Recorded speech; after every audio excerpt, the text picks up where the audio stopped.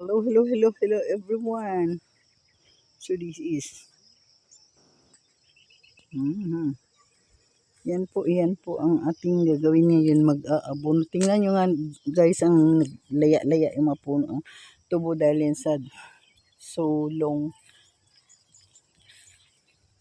almost 5 months no rain. So that's why, look at the roots of, it's not good.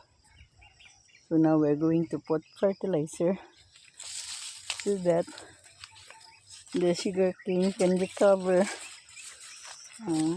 Yeah. Dito banda siguro, dito banda siguro, so ubos-ubos.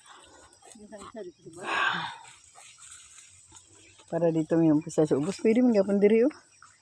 Paubos. Ang gani.